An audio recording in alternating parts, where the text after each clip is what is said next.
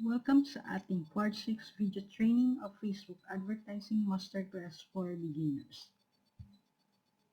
Maraming gusto matuto ng Facebook because ito yung the best way ngayon to reach or to find customers sa ating products or services. I decided to give it a full course from A to Z completely free. So you are lucky if you find my page because you can already save money from learning different courses. So just click the follow and like button para ma-update kayo sa mga future video training natin. And I will do my best to upload a lot of video training from different topics absolutely free. So, okay, let's go to the magic of Facebook ads. Yung magic ng Facebook ads ay yung tinatawag na Facebook Pixel.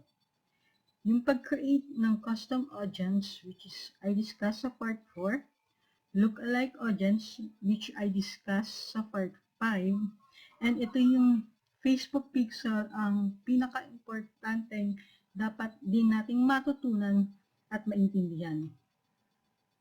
So don't worry, I will go deeper about that topics hanggang mag-create tayo ng ads.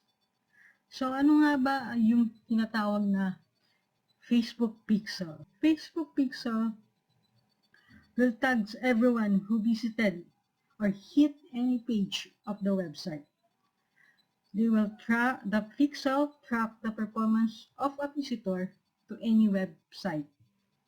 Especially yung syempre itatrack mo yung mga which product yung mas bibisita ng mga customer mo sa page mo, and pwede mo sila uli ma-target in case hindi sila bumili sa ng product mo.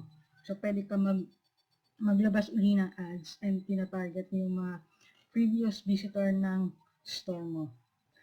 For example, you are looking for a laptop on Google and you visited a website selling different laptops, computer accessories, something like that. Tapos, after few hours, mananotice mo sa Facebook mo, may lalabas na ads nila. Or if wala silang ads, which is crazy if they don't do that, and may mga lalabas pa rin ads sa Facebook na related dun sa sinearch mo sa Google. Paano nangyari yon? Nag-search ako sa Google at hindi naman sa Facebook. So, si Facebook and Google ay friends. And they have the largest data information of people and a lot of stuff, even how you behave online. The reason for that is the Facebook Pixel. So, kasi natitrack niya yung behavior mo. Yung mga search mo sa Google, yan, natatrack nila yan.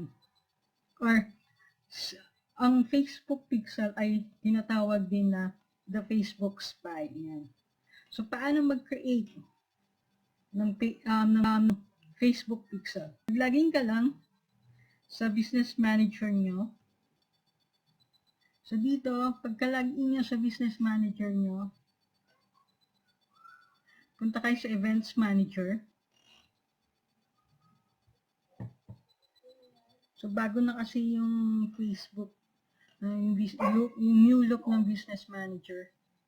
So, nandito na kayo sa Data Sources, makikita nyo yung plus link button. So, click nyo lang yan. Bago na kasi yung look ni Business Manager. So, click nyo yung web. Then, get started.